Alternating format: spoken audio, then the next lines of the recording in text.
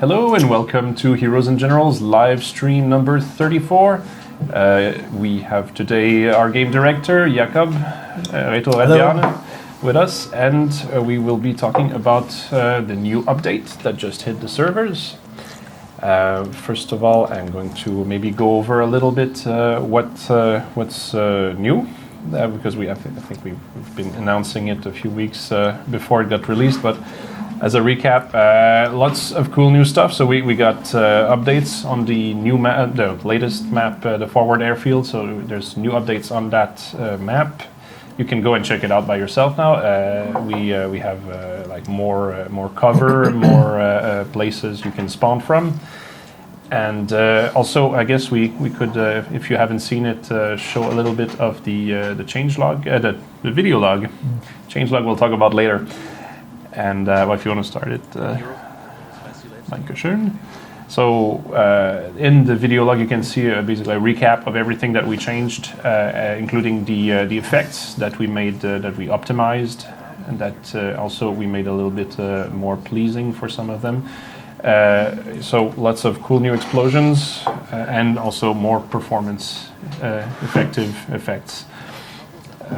This being said, we also have changed some of the, actually we have added combat badges, added some new ribbons, and speaking of those ribbons, we I think have kind of on our changelog on the forum have made a little, how can I say, doo-doo by not explaining, I think, properly what's been going on with the ribbons. There's been some changes to the way you earn experience for the ribbons, and we put out this this phrase that was kind of unfortunate that we put an internal bit of information that normally we wouldn't just put out there. So we said like, oh, it will take now 200 hours to reach basically maximum level on all your ribbons. I think it's just that value is it's arbitrary in a way. Yeah, very fuzzy and it's definitely not a hard number to go by. Yeah. Because the game is such a parallelized progression system where you progress linear in all the ribbons, and some are actually linked and stuff. So it's not a hard number as such. It was, I can say, it's at one point when we started thinking that we needed to start aligning the ribbon progressions, we thought, how many hours should it take for an average player to reach the sort of the end game, like having everything in the game? And we thought that 200 hours might be a good number. So that's where that number came from. It's not absolute, right? Absolutely. Yeah.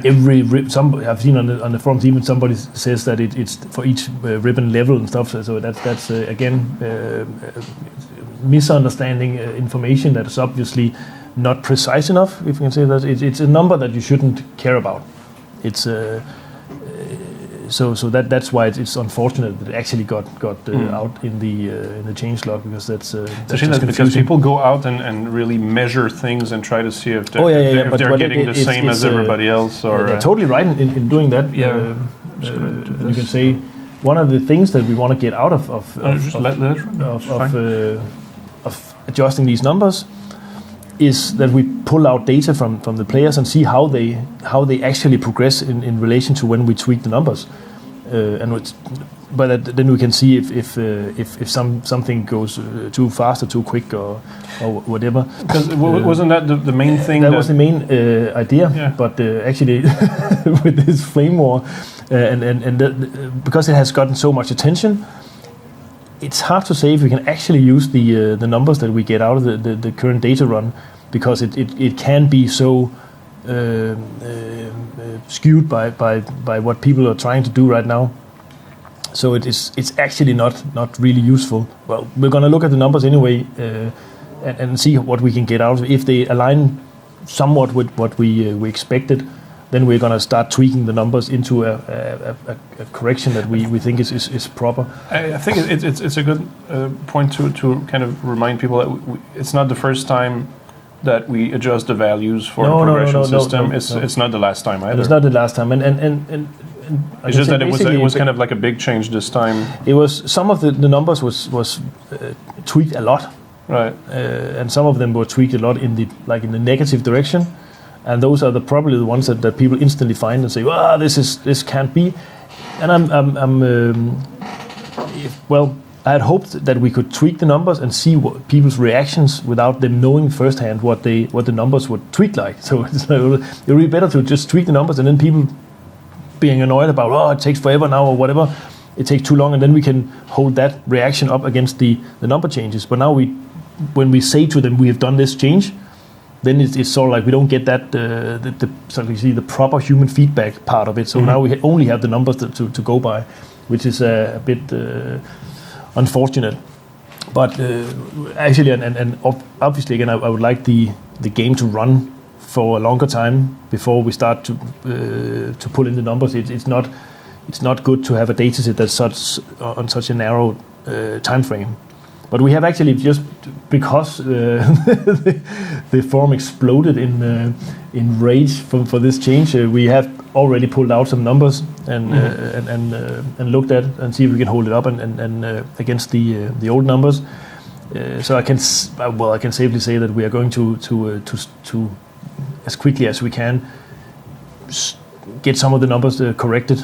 And we will be. I mean, we're always looking at your feedback on the forum. It's just that we can't reply to everything. We're only 30 people here, and when everybody has an opinion, we can't just give a personalized answer to everything. But we do look at the forums, and the reason sometimes I think we take some time to answer is that we'd rather say something meaningful rather than just give you an answer that's not complete, that's not clear, or that will only be more frustrating for you. We would rather take our time and say something clever. And usually that's after analyzing your feedback and analyzing the situation. And we will be actually, I think, later on doing a poll, right? If I think Robotron is trying to just to say now our test has failed because it's like you cannot tell people that you're testing them if you're testing. So that's that part went to shit.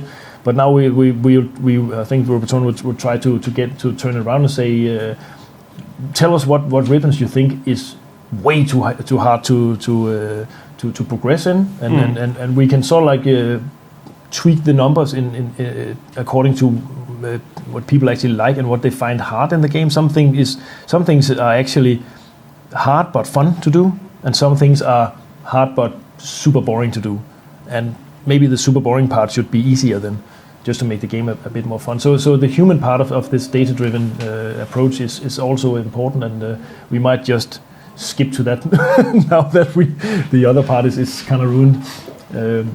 Because I mean, normally we make it so that when we change something like these values, it's not something that people notice. Not really. Yeah, well, yeah. We notice it. We change something in the game, and we can see a reaction if it's bad, or we can see a reaction if it's good. But we tend to actually just look at our numbers, the data we pull out of the game, because people are so different, and they play the game differently. So we cannot really just use one guy's opinion about something. Yeah, there's some features that we divided people a lot. People are very passionate about it. It's like, remove this, no, keep it. And that's totally fair. Yeah. They play the game a lot. They invest a lot of hours in the game, and obviously they feel frustrated if we just suddenly change something that changes the way they play. But we actually have to do that because they have to think. Now we're getting into the gameplay mechanics, tweaking of weapons and stuff. That we change something, we tweak the weapons once in a while, and that's to sort of get them somewhat right. We had the and that's why it's both good and bad to reveal numbers for the community.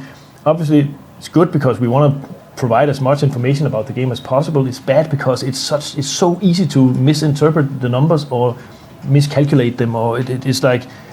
It's the same with statistics. It's really hard to use them correctly. You remember the old super argument that was running for ages about the MP40 versus the Thompson submachine gun, and it was correct that there was a a one hit point difference in the two weapons damage models that in the perfect condition would make the one weapon a two hit weapon, the other one a three hit weapon. Yeah. But from the numbers we could pull out of the data, it's like in reality it made no difference. It made absolutely no difference. But then the whole discussion started because people had access to those numbers. It's just better to look at the actual. Again, when there's no numbers to look at, you use what you have in terms of visual and audio feedback. Yeah, and I mean, we've noticed also that when some weapons had better sound effects, people thought they were more powerful. We had it's a lot to do with expectations also. That's another great story, that when we introduced the Gewehr 340, the first in the old days we only had. The Germans had the Kar 98, a bolt action rifle, and the Americans had the Garand, and we just had to those are two very different rifles, and we want to make them different, and it just skewed the game a lot. So we had to introduce the semi-auto for the Germans as well, and obviously the bolt action rifle for the Americans. And in the first release, when we introduced the Gewehr, we actually just copied the exact. Just a data set for the Garand, because we didn't want to mess too much with it. We just needed to get it out there. So the same exact data. Exactly the same data. There was absolutely no difference between the two weapons. Some might argue that the iron sights was a bit different or something like that, and the sound effect was better. It was a nicer sound effect, and instantly everybody was raging about that. It was a much better weapon. I was like, no, it wasn't. But then again, that's it's just an example of how just your perception of a certain thing, how it can actually change your mind about it, so that's why the 200 number was really bad for us to slip into the change logs, because it totally ruined the tweaking procedure. But that's it. We can see from some of the numbers, it's obvious that some of the ribbons actually it changes a lot in the harder to grind now, and we need to look into like if it's something people really do a lot and they find it boring or whatever, we're gonna shift them up again at another level. Because I mean the point is never to make the game less fun, less rewarding. I mean, it doesn't make sense. It makes no sense. It doesn't make sense, but obviously we also have a lot of metrics. We can see when people enter the game, when they drop out of the game, for example. When do they leave the game? And we can see in the progression how far do they get before they drop out. And obviously those numbers need to. If people start dropping out of the game way early in the progression, then we know those numbers are way too hard, and we're gonna adjust them in the other direction. But this exercise was more about aligning the ribbons so they somewhat have the same length to them in gaming hours. And obviously, on that being said, some of the ribbons unlock cooler stuff than the others, and we need to take that into account as well. That's where the gamer opinion comes into this discussion, and that is something that we probably should accelerate a bit on this. But then, and then I can also say that some of the numbers we pull out is clearly show that some of them are definitely slower than before. But that was actually the purpose. It was actually to test to see, hey, how much slower does it get? Because they were very quick before, and obviously we have examples. Which one was like, there was one that was too quick, one that was too slow, right? I think we have it on this paper actually.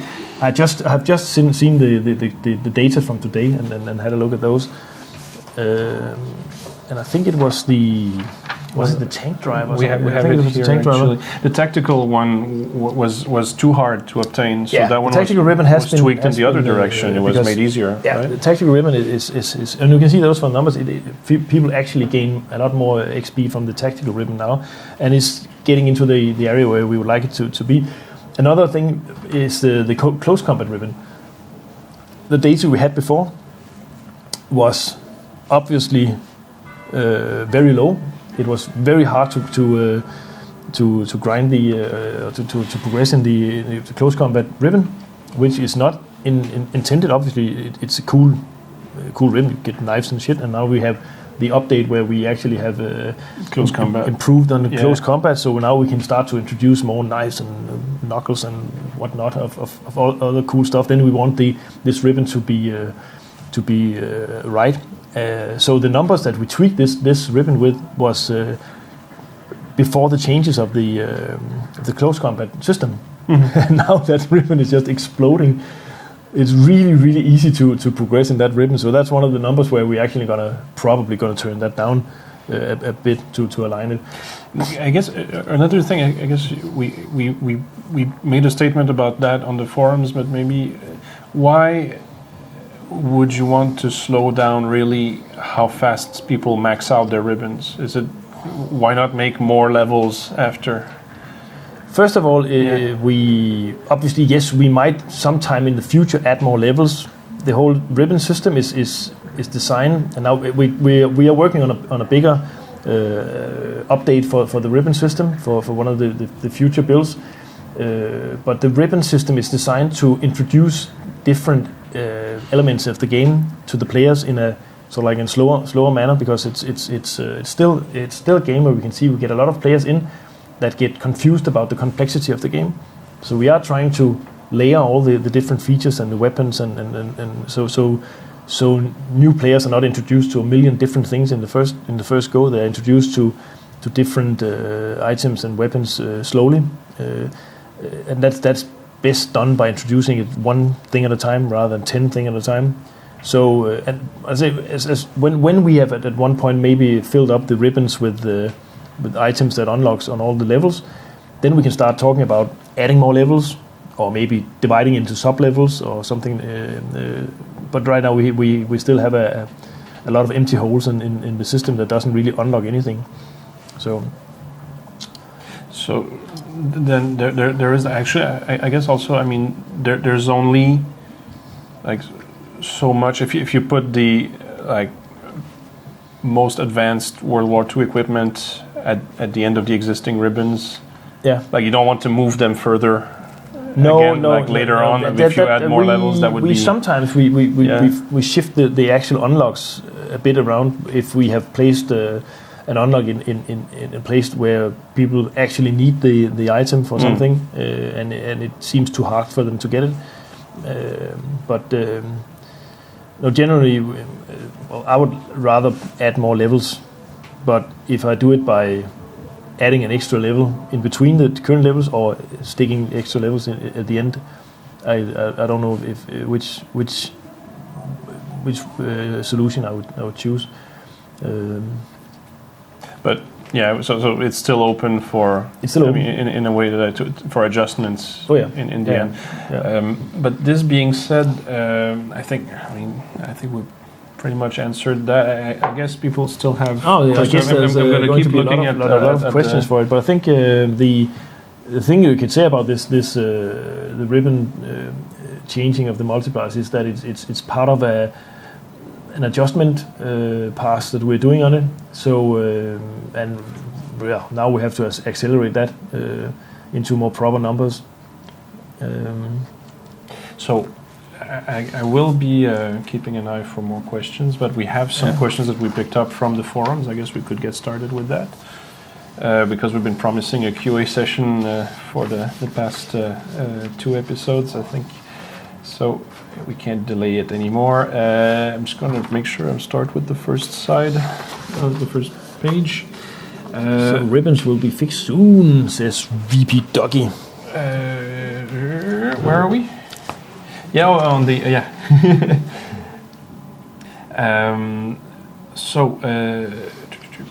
there's a question from. I'm going to take that one because it's easy. Heldentod 31 is asking, will there be an overhaul of the auto-resolve system to reduce auto-resolve time when huge armies meet 30 paratroopers?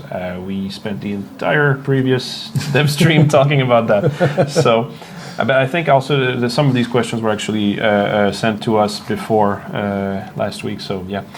Blaine UK is asking, in the light of recent announcements that generals will be able to obtain badges, can we see a move towards generals being able to switch back to officers and gold purchased academy trained soldiers being able to switch to any carrier type? It would give those people who support the game the same options as those who play for free. Sorry. So, yeah, what do we say to that? I do not think we are going to support the feature of going back, like degrading your soldier. That is not in the cards.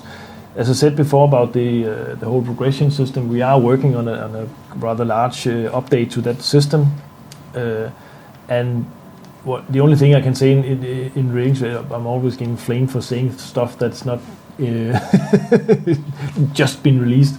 But that system actually facilitates you to get, I'd say so far, everything in the game, either way. So I can't say a lot more about that, but it should be possible for you to actually get those items. So that's without giving too many details. That's something that is definitely been looked at into, because again, I can remember the way you were putting it yesterday or the day before when we talked about that, that people can basically spend money on the game, or they can spend time. We don't prefer any of these two solutions. It's like both are important. The basic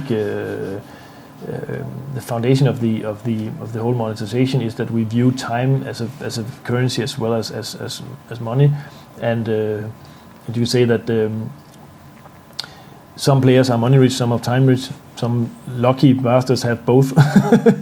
but usually we should facilitate a system that encourages both types of players to play the game, and where they have the opportunity to play the entire game, so we don't shut anybody out in that system, and that's kind of is some of the things that we're working on addressing, so we somewhat equalize the whole system.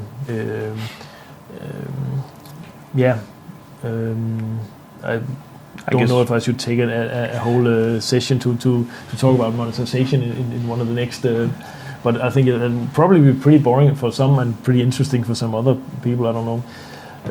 I mean, people are always interested in knowing how the game works, but I mean, I guess we have kind of been touching on that a few times before. I guess we will do it again if we. I think maybe also before introducing the next update, we might have to recap that topic again. Probably. So we'll touch on that, I think, more in detail. But but but we can talk about it in one of those sessions. But it's still it's one of those things where some players are looking at other players as being not as good as them if they either spend or they don't. It's kind of like almost that you have these two camps of players that have opposite opinions about stuff. Because there's the guys who pay and say you're not serious, you play for free, and the guys who play without spending money and say you bought your way to the stuff you have, and they're both wrong basically in a way. Exactly. It's but then again we'll get back to that. I think I'll move on to the next question. I'm not sure how to read the name. It sounds like a robot. JLH4AC. Is there a pun somewhere in there? No, I can't hear. I don't know, his number plate, a license plate maybe. This being said, he says he's asking, will you consider replacing the Soviet Lend-Lease vehicles with the Soviet counterparts? For example, replacing the Lend-Lease 42 WLA motorcycle with the Dnieper M72. I have never seen that Dnieper. I don't know how you pronounce it. I think it's Dnieper. Well, actually, we looked it up yesterday, and it's roll drums. It's a Russian version of the German one. So it's still that would be an easy thing to do. Yeah. So we already have it basically. That's really to just stick on a new texture and then there we go.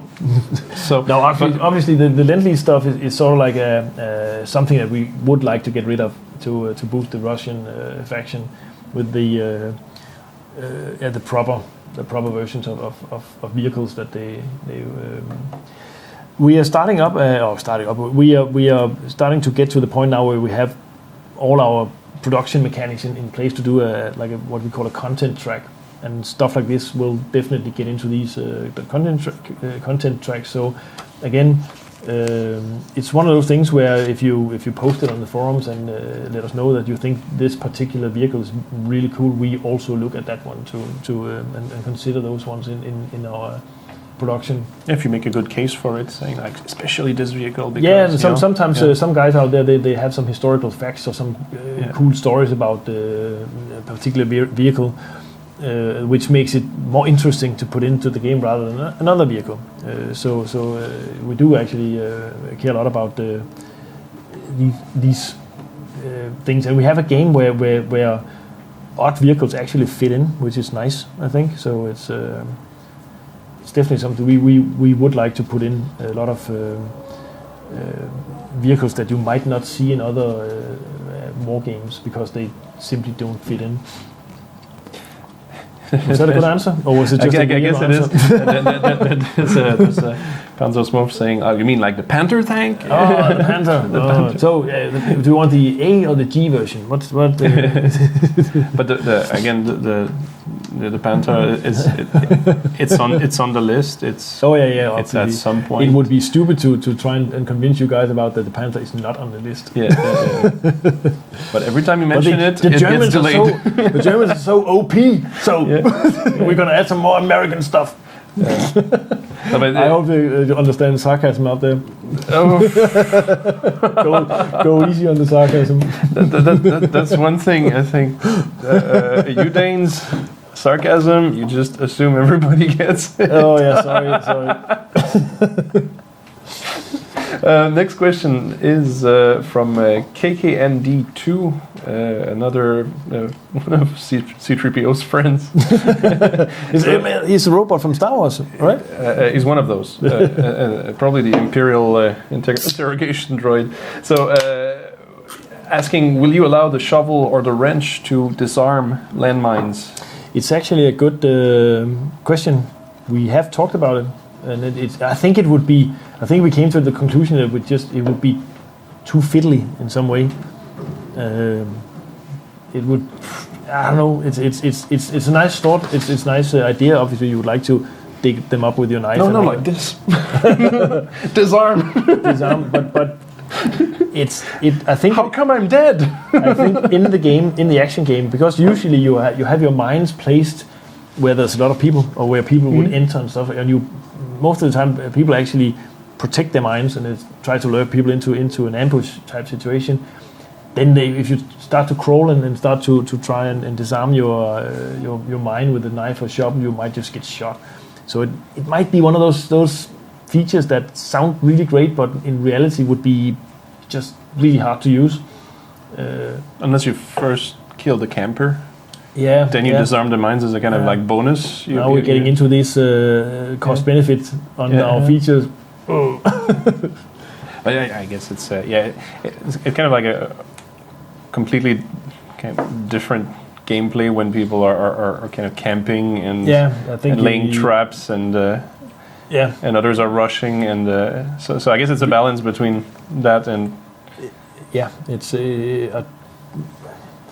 usually the mines are used by at least the personal mines are used by the snipers who want to camp, and then they obviously place the mines so they cover their back. Then there's the AT mines that have been placed. Some people throwing them in front of the tanks and stuff like that. And in that respect, it wouldn't help much to be able to crawl out of your tank and remove it with your knife. I don't know. It's a good suggestion. We have discussed it, and I think it fell into the category of being having too little effect in the game for us to spend, because it would take a lot of time to actually make that feature. You would need the animation for it, right? Oh, yeah. You would need the So because that's the thing, right? Is everything we add is a potential source for new bugs and also still, as we told you guys 1,000 times before, that we are a very small team, and we have to choose carefully on what we spend our time on, and say we actually spend a lot of time on stuff that you guys never see, because it happens on the servers, it's on the whole system around the producing the game. We have a lot of internet stuff that we actually have to do as well, and so that it's not all just making cool guns. There's a lot of other stuff in the game that needs to be prioritized, sadly, because everybody just loves guns and tanks and panthers.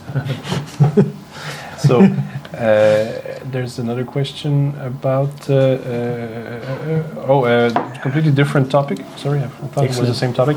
Matt6767 asking, do you have any clan functions planned for the near future? Yeah. And I think we did kind of hint at it, but it's not for the next update. Actually the actual production is not put on into the hard scheduling. Now we're still talking about the legendary Squad 2.0, which has been talked about before. But that is something you named it. So that's like we're still working on it. So some of these features that we're working on seems to be they're almost ready to go into production, and then something else comes along, and we have to spend time on that. So that's why sometimes some stuff gets pushed too far out in the future, but the squad system is something that we recently started firing up again, and hopefully we can soon be able to talk about what we are introducing in that system. So and that should be our first step into more clan functionality, supporting the clans, at least supporting that people who know each other can play together in a more structured way in the game.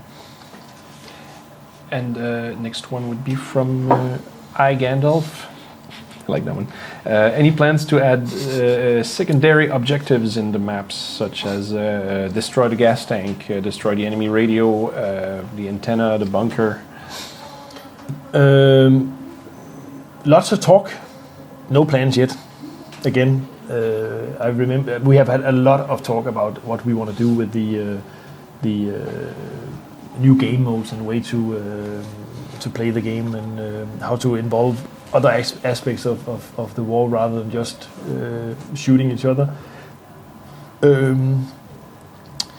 Recently, we've been talking a little bit about the having a secondary role for example, for the recons.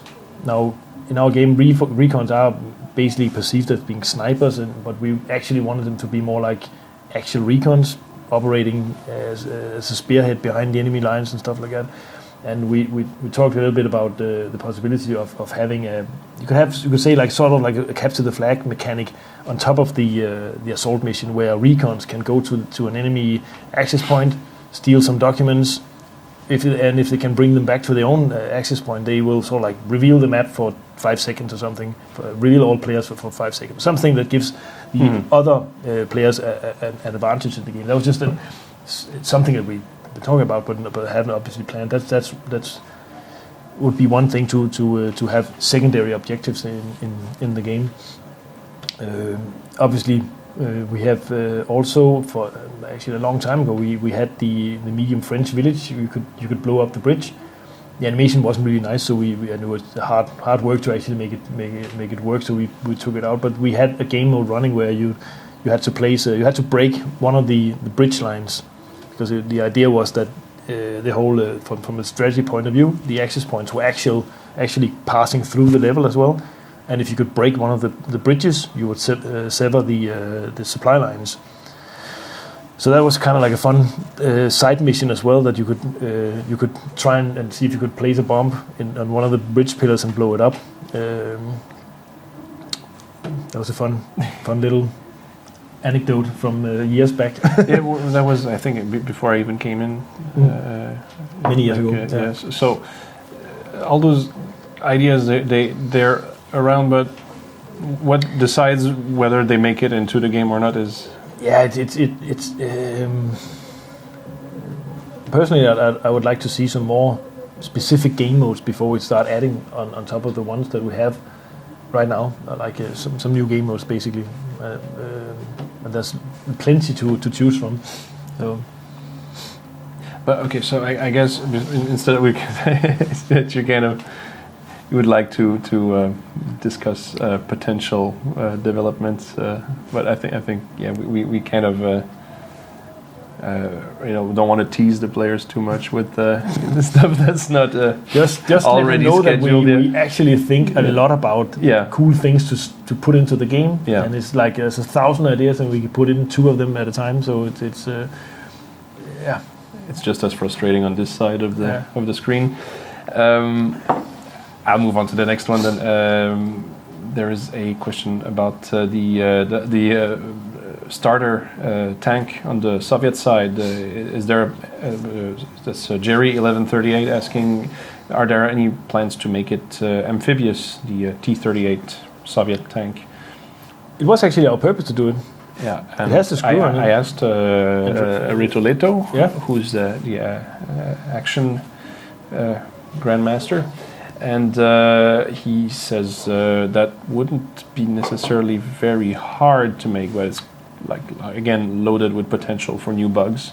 Yeah, it's but error-prone. The physics in themselves, that's something again that's in the to-do list. Yeah, I know that Ville, the guy who's in charge of the cars and the vehicles, is he has been flashing his wish for amphibious vehicles for quite some time now.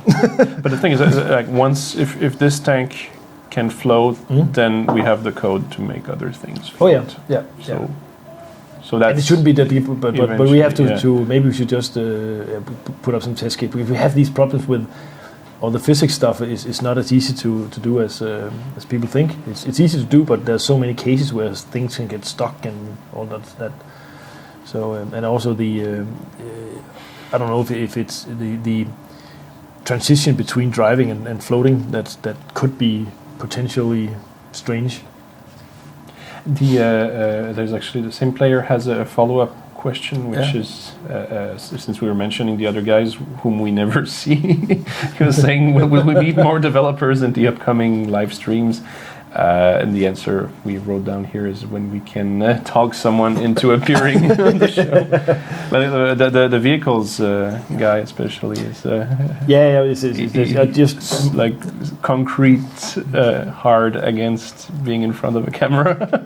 It's not everybody who likes being posted all over the internet with a funny hat afterwards. But I enjoy that stuff. Just keep them coming. I forget who's that on the forum. There's my face with a H3 mine as a hat. That's pretty cool. That's awesome. Panzerface. You guys are full of talent. There's another question about tanks from Blazius. I hope I read that right. Will we be able to name our tanks? It's one of those. It's one of those things where you can name your weapon, and it's pretty cool that you can actually the enemy can see who you were shot with. The problem is it's where would you? It's a fine question actually, but I mean, what effect would that have in the game? The kill screen, I guess. Yeah, that would be the gun of the tank, not the... that's the thing, right? Because right now it names the weapon. It names the weapon, not the vehicle. Yeah. That's so true. If you get killed by a guy on a half track, it will say so like it's the not as easy. M1919. It's definitely doable, but it's not just as easy as just adding the name to the vehicle. Again, and adding the name on the vehicle itself, that would be that would probably be a no-go. Yeah, right. For us, yeah, and that's only because most people they just don't know when to stop writing bullshit. So and it's sad. Like, know that 99% of the guys out there would like to write cool stuff on the tanks. And then there's the 1%. And then there's the 1% who just want to like penis pictures. annoy everybody else with what they write stuff in this. They just it kind of breaks the immersion. Also, exactly. They breaks just the ruin it illusion of everybody. So we'll probably just, if we're gonna have those tags on the tanks at some point, we probably will pick 100 different tags you can choose from instead, which is kind of a bit boring, I think.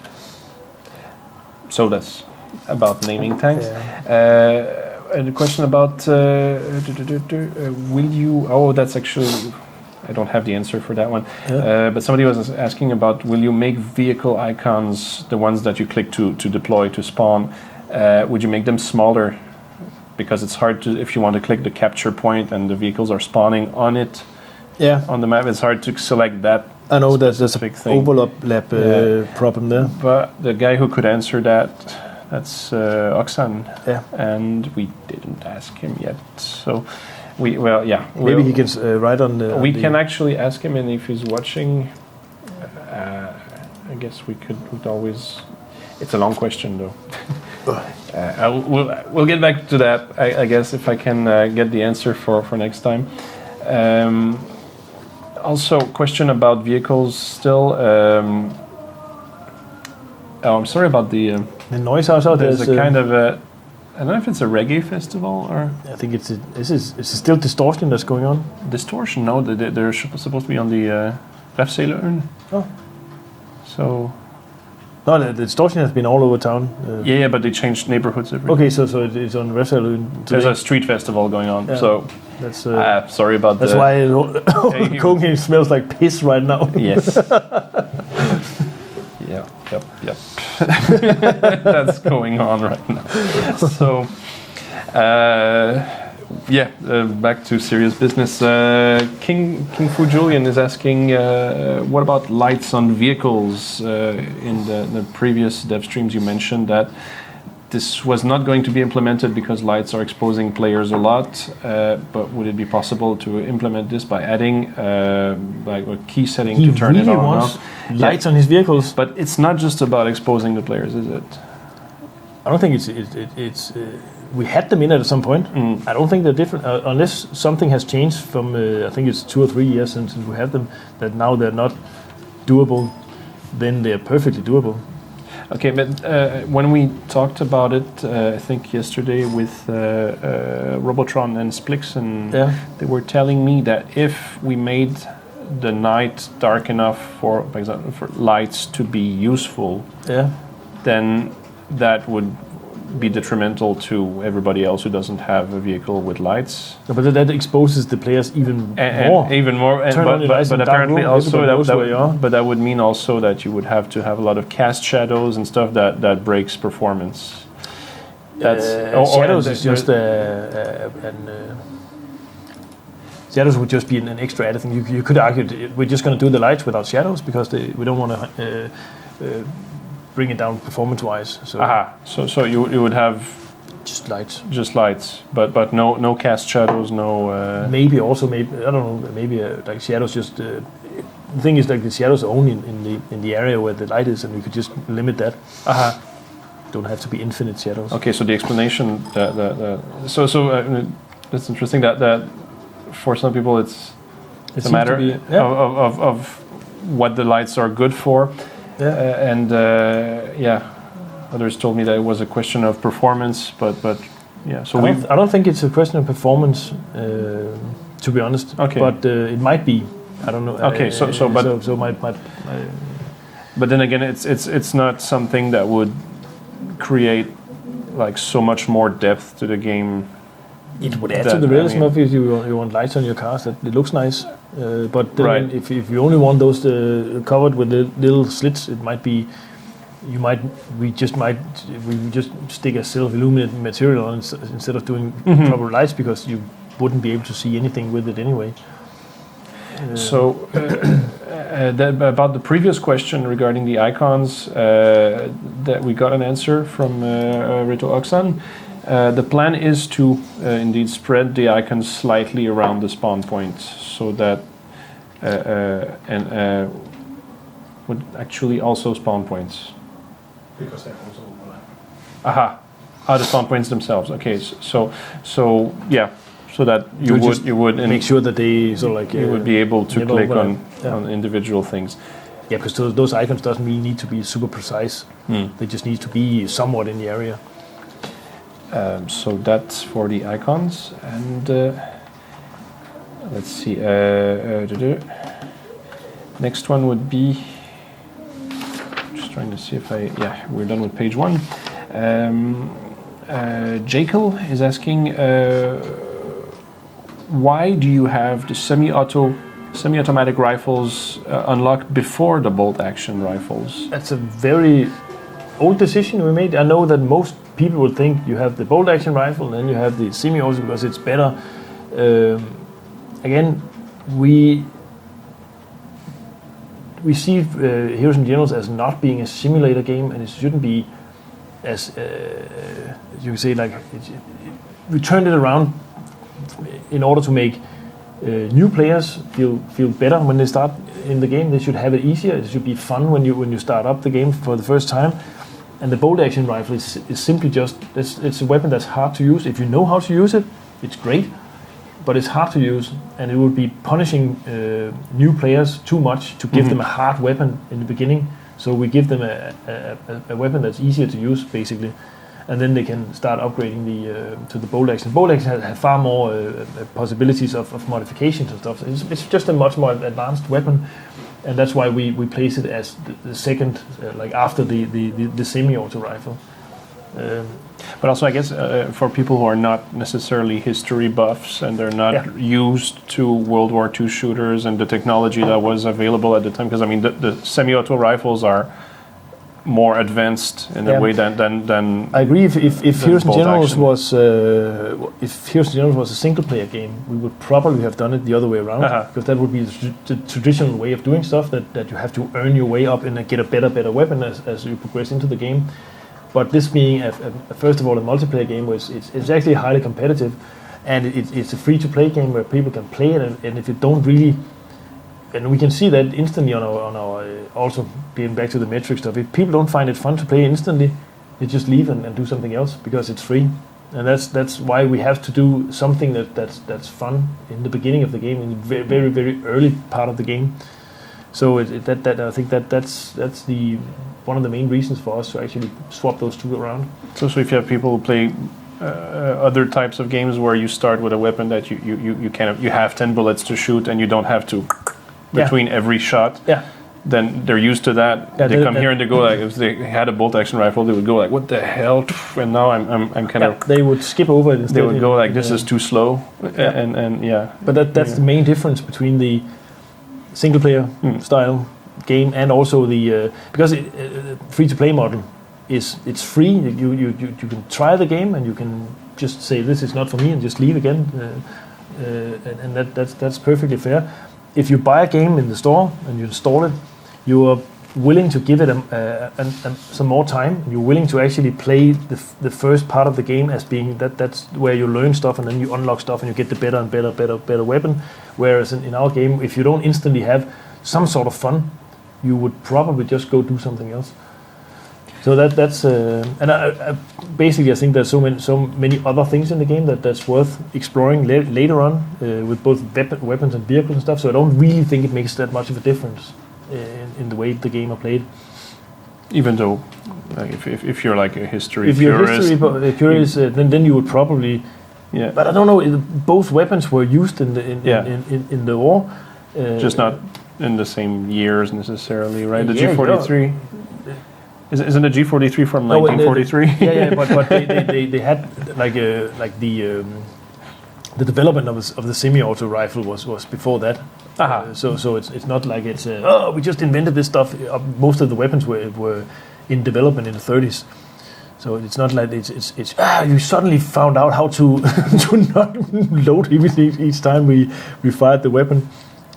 I think the most you could say the biggest invention during the war was actually the combination of the submachine gun and the rifle producing the Sturmgewehr, where you sort of like took the best of the different weapon types and tried to combine it to one. That was the new thing. All the other things were actually being worked on before. Most of it, a lot of the things that had actually been in the works for the First World War, where we actually needed that stuff. So. Oh, actually, I want to go through the last questions that we have from the forum, so we can take a few from the chat. There's one from Sergeant Hippie. Is there any plan for adding a new Soviet pistol like the Nagant 1895? I need to see that over here. See if it's okay. He's going to evaluate it. I've been storing glassware in the precarious. Also one of those copy weapons of the British revolver. Belgian. It looks nice. It's cool. That's awesome. Approved. Oh yeah.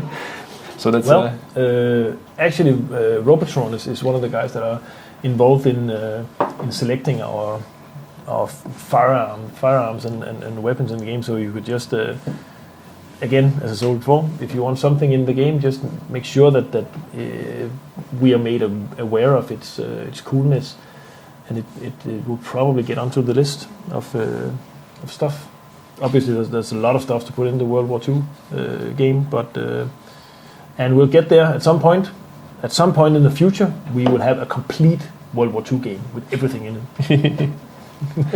We won't do Hitler though. He's no. but the guns.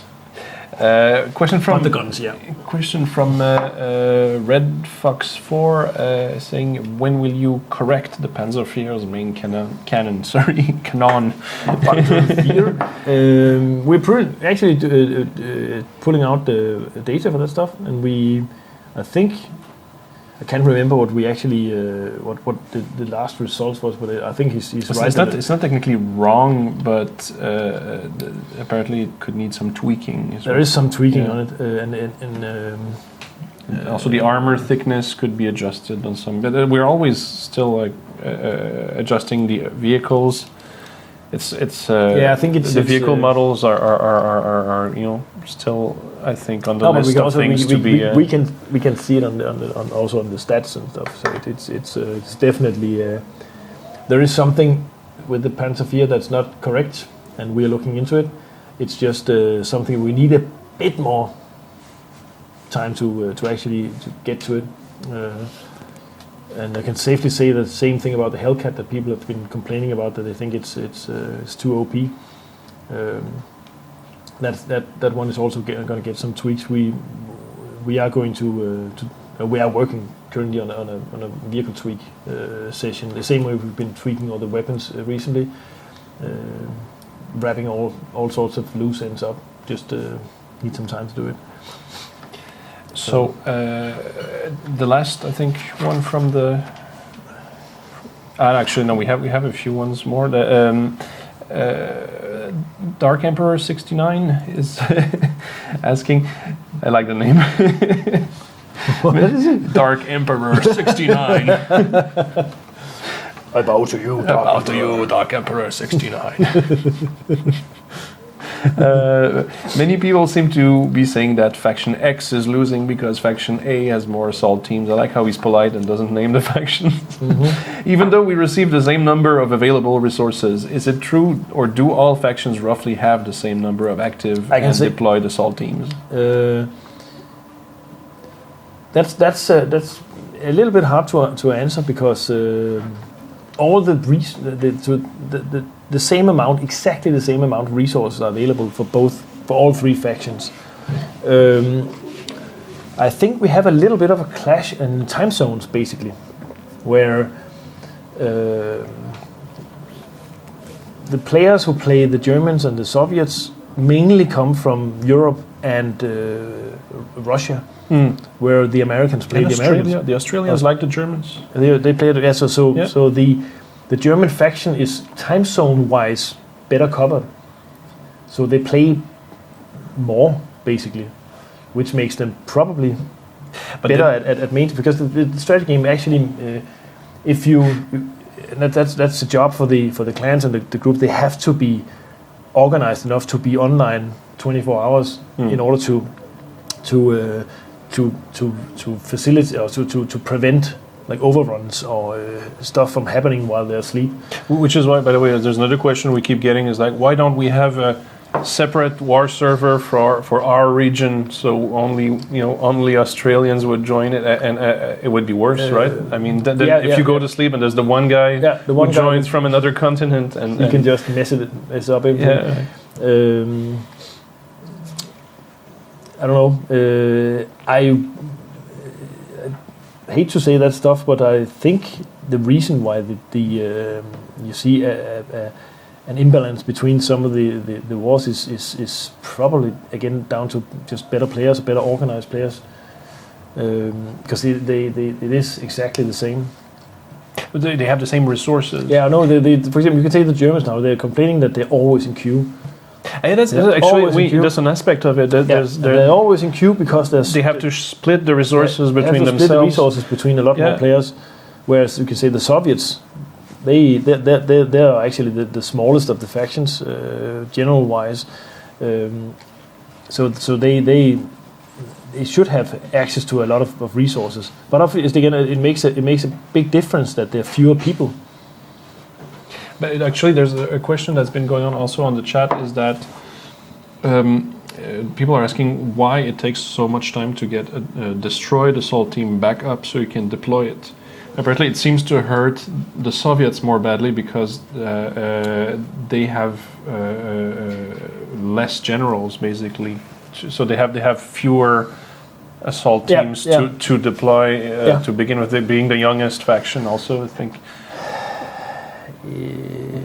That's true. That is one of the effects of and if I could say something about that, the strategy, maybe the Soviets should play for a while where they play more defensively rather than being offensive. Because tell that to Stalin. I know. Roll back to to the beginning of the war. No, but it costs a lot to be aggressive in this game, especially with the morale system. So, and again, the morale system is something we're looking into how the whole feature is being played and how people use it, and we're probably going to do some number tweaking here as well. But the main idea of the feature is to dampen down the sort of aggressive, always attack type tactics that some have been playing, and give an advantage to more defensive type strategies as well. We actually also raised the number of capitals needed to win from 12 to 15, just to see if that could have an effect on the outcome of the war. Obviously, we still have to take the case where one faction got knocked out, because that wasn't possible with the 12 major city win. And with 15 it's possible. We've raised it to 15 just to see how that part would play out. But that requires the underdog faction to play very defensively. They basically just have to hold one or two capitals. They have to focus on just maintaining those two capitals while building up defenses, rather than trying to attack everything. I don't think they have tried that strategy yet, but it could be fun to see if it could succeed for them to actually keep the war going for a long time just by focusing on just defenses. Because so you're saying with a higher win condition, it makes it harder for the large factions to actually win, because now they have to capture 4 or 3 more major cities. Okay. No, that makes sense. Yeah, that's true. No, I was just trying to picture what the difference was in terms of for the underdog.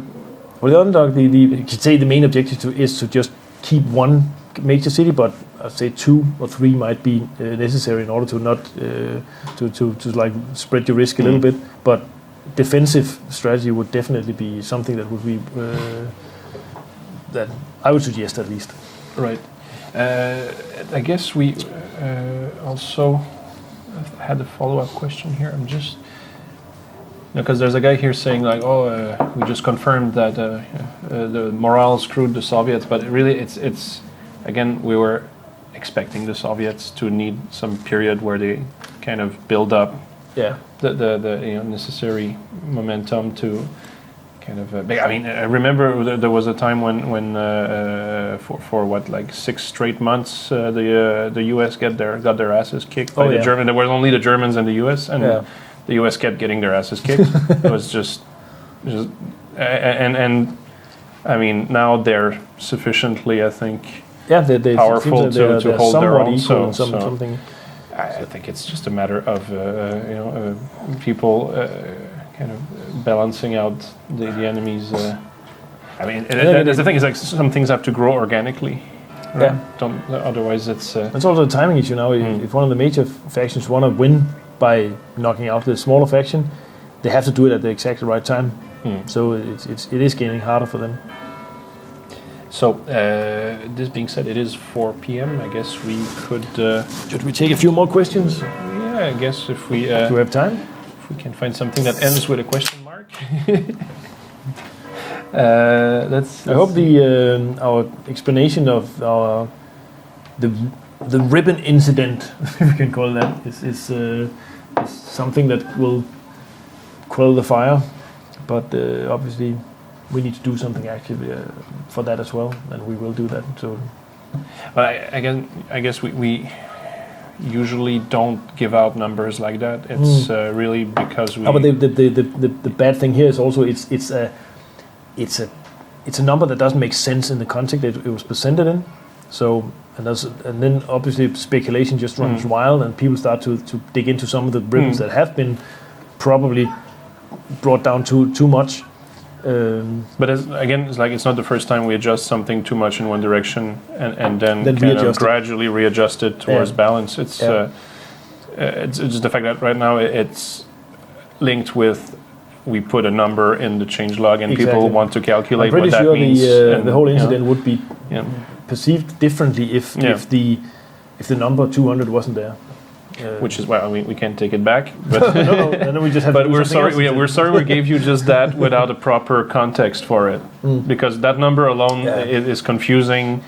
It's scary for some. Also, the whole idea with the battle report that presents you have earned this many points for the battle. I'm tempted to remove the number of. There's some numbers that say 4 of these makes 200 of these, and the thing is it's only the half truth, because in order to not have a super long list of you did this, because everything is unfolded into we do some macros obviously for how we define the requirements to drive the ribbons. But if you had to show everything in this pure form, that would be like a really long list of things that you have done in the game. So we sort of like bundle them into fewer lines, and that's why you simply just you can't take a calculator and just say 4 equals 200. That means that 1 equals 50, because these numbers might be. There's two of one thing and 2 of another thing. Yeah, it might be. And there's multipliers and stuff, right? And those two, just to simplify the UI or the list, we bundle them into similar actions instead that have different drivers on them. Oh, so when you see like captured objectives, enemy kills, example for tanks killed. Tanks killed would be that would be a driver for light tanks, medium tanks, heavy tanks, and tank destroyers. So it would be a driver for all the 4 different classes we have of tanks, and they would provide you with different numbers of XP. But in the UI, they would just say tanks killed 4 equals this, and it would be 4 different tanks with 4 different values. And that's why you can't really backtrack on those that easily. So it's not like seeing the the receipt when you go to the restaurant and you see like 4 it's 4 burgers. It's a bit more obscure, and that's why I think it might be our fault that we just go halfway. And in order to we try not to overwhelm the players with too many numbers about stuff. Just want to say, you killed some tanks, you're gonna have this award for it. But it's obviously you gain more from killing heavy tanks than light tanks, for instance. So that makes sense. But we wrap it all up into fewer lines. So when people only get some of the numbers, they just start to do backwards calculation and everything, and then they usually end up with like wrong numbers. And I had actually a question from, we're talking about the different factions on the chat here. Ether Wright is asking, can you make the coloring for factions be consistent? For example, he would say, I would like Axis to be always red, Americans always blue, and Russian, Soviets dark green. Why don't we have that? Right now we have, I think our UI team would be happy to know that we should. We have been discussing these colors, and I think we have basically two color schemes. We have the military one, which is the IFF one, and then there's the faction-specific one, where each faction have a color, and we try not to mix those two color schemes. We have one where the Americans have a color, the Germans have a color, and the Russians have a color. Right now, I think the colors they are proved against colorblind people, so they can actually distinguish the three colors, which makes them actually for non-colorblind people a bit weird to see. I think something that we should have a look at some point. And then we reserve the blue and red only for friends and enemies. So you won't see the blue and red in relation to the faction colors, because that would be mixing up stuff. And in the action game, we need the blue and red scenario. We can't have brown and purple and green and yellow and whatever, all sorts of different colors. It would be too hard to decipher. When you're in the action game, the only thing you actually need to know when you meet the other guy is blue or red. Kill or not kill. Yeah. And that's it. It's not, kill German, kill Russian, kill American. That stuff doesn't... Kill this one first, the other one later. It's simplified to down to the, is he friend or foe? The military call that stuff the identifier friend and foe. That's why it's called an IFF scheme. So we're trying to maintain those rules in the coloring. And you can say, but I play tons of strategy games, and every one of them have different colors. Of Civilization, we have lots and lots of colors, but it's strategy games. It's a strategy game, and you don't have to make quick decisions based on those colors. And I would say in Civilization, you have like tons and tons of other civilizations you meet. Some of them the colors are very like similar, and you can only they have a symbol on top of it. They need that symbol, otherwise you can't distinguish them. And this just tells me that the color is not actually the best thing to use. I'd rather go with the symbols instead. But we chose the colors because we actually have a huge map where we need to show which battlefield is owned by which, and you can switch between them, which is I think is a good middle ground solution. Can I squeeze in a few more questions? Actually, there is one from Warf asking. When would we see XP bonuses for neutralizing control points, which is much harder than capturing them, he says? If a control point is already held by the enemy, if you want to take it from them, first you have to neutralize it. I guess he's right that once you've reached the midway point where you neutralized it. I will bring that one on to Oxan, because he's the one who has been providing us with the most excellent stat drivers for this, and I'm not sure that he doesn't already get it. That's maybe one of those things that are rolled in with something else. Let me check if that's the case or not. But because obviously you should get XP for actually trying. So just the process of endangering yourself to get into it. Because you do get XP if you get killed while capturing. You're still getting. And I think a lot of guys. I sometimes get reports of like, this guy threw a grenade and he killed me. Like a teammate killed me. Yeah. and I was capturing. He wanted me to, he wanted the points for himself, but that's not how it works. You can't take somebody else's XP. It works this way when you capture that. Obviously, when you're two guys, you're capturing faster, so you get your share of the capturing thing. So there's an equal, very democratic sharing of XP for capturing. And if you fall while capturing, you're still getting your points. Yeah. That's the thing. If the capture goes through, you started it, you got killed, but you're still getting your points. So I think to a certain degree, the question is the neutralizing, which is this separate? This a separate I have thing? to ask that, and if it's not, I think you should definitely try and put that in as an extra thing. Yeah. There's another question. Well, that's I think we won't be able to answer that one. Evil Dutch is asking, are you ever going to fix the 21:9 aspect ratio fix for players with ultra-wide screens? Oh, sorry, are you going to release, I said fix twice, you're going to release a 21:9 aspect ratio fix? That would be one for... that would be one for HAL 9K? HAL 9K. I cannot answer that. The render guy. Is that a super wide screen? Super wide screen, I've never seen those. No. It's like... I know HAL 9K just got himself a 4K screen. That's just an insanely high resolution. But we will. I guess we'll get back to you on that. Yeah. And now there's another. Well, it's not really a question. He answers it himself. Rod got the bloated is saying, you know what would make dev streams more attractive? Girls. Yeah. Again, I could dress up like Conchita Wurst. You wouldn't want to see me with a six change operation, huh? Yeah. I can easily do that. But I'll say.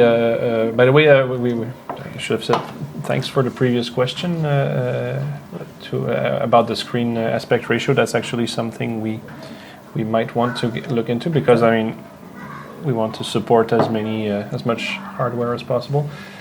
I guess we'll call it a day for now, because there's no more interesting stuff to talk about. There's all kinds of.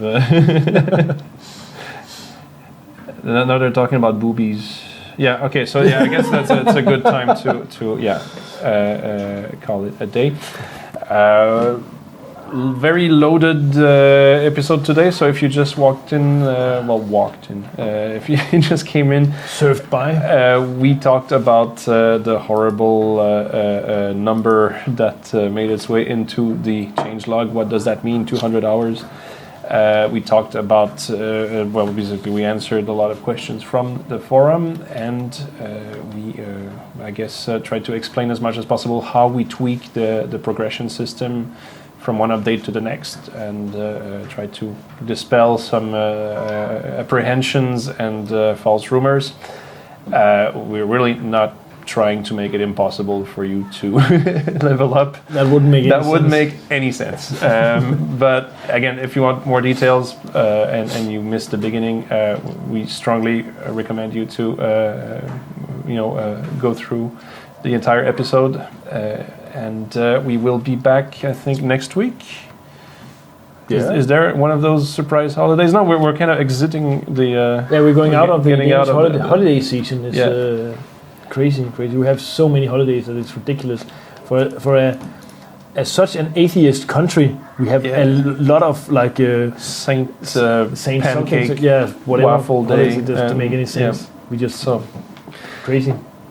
And this being said, we will be back next week, I think. And we'll put this episode on YouTube and on Twitch for you to watch later. We recommend that you follow us on YouTube and Twitch and Twitter and Facebook. We will be also, I think... I guess I should just mention there's still a screenshot contest going on Steam, the Battle Vision screenshot contest. You can win 2,000 gold if you submit a fun picture that depicts this month is a certain death. You have until the 17th to submit your entries. And with this being said, thank you for watching. Have a nice weekend.